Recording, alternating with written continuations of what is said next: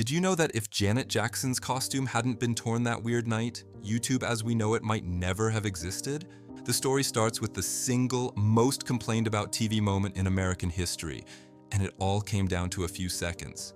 It was the Super Bowl halftime show in 2004. Justin Timberlake and Janet Jackson were on stage delivering one of the year's biggest performances. Everything was going fine until, in the final seconds, Justin grabbed part of Janet's outfit and something that shouldn't have been seen flashed in front of 140 million live viewers for about half a second.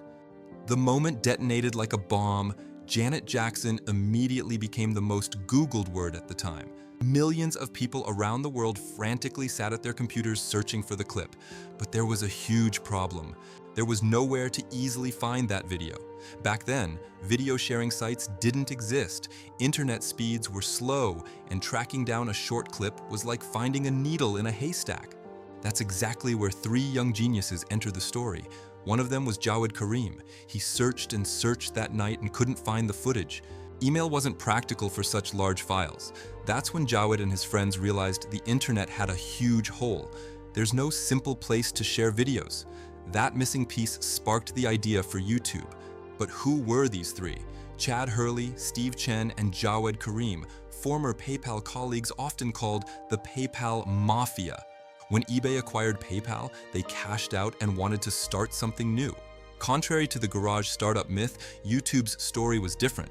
They rented a cheap, rundown office above a pizzeria and a Japanese restaurant in California, where the constant smell of pizza and the occasional sewer rat were their only office companions during those rough coding days. Here comes the strangest part.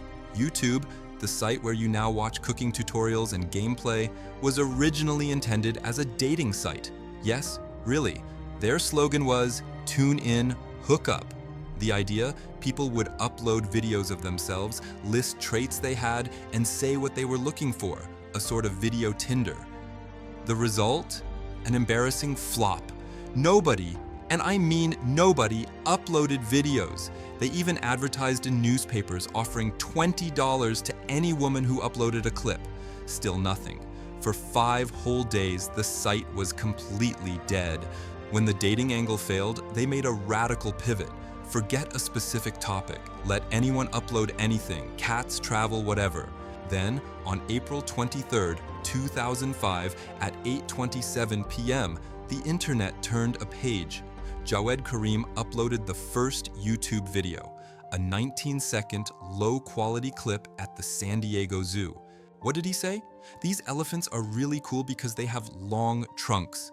That simple, pointless clip kicked off a revolution that now entertains billions. Once restrictions were lifted, people flooded in, YouTube spread like a virus. Within months, uploads surged to 65,000 videos per day. Views passed 100 million per day. The first video to hit 1 million views was a strange Nike commercial featuring Ronaldinho. But success had a terrifying downside. Server costs were astronomical. Their money was running out and the site kept crashing.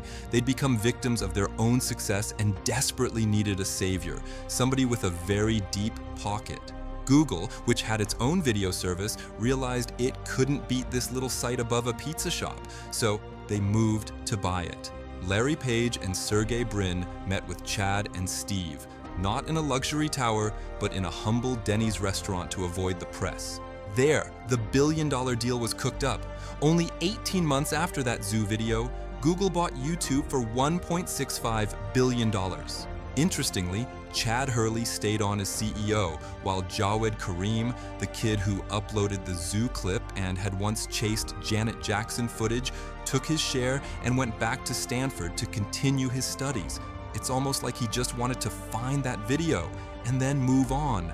Today, YouTube is no longer a failed dating site. It's the world's second most visited website, 2.5 billion users and 500 hours of video uploaded every minute. Looking back, we see that this massive empire, the technologies, the fortunes, and the millions of creators all trace back to a tiny butterfly flap. Janet Jackson's costume malfunction in 2004 and the curiosity of one young man who couldn't find the clip. Today's story started with a tiny moment. The next begins with the biggest economic gamble in modern Europe, Germany, the UK, Brexit, and the decision that changed everything. So, who really ended up ruling Europe? Find out in the next episode.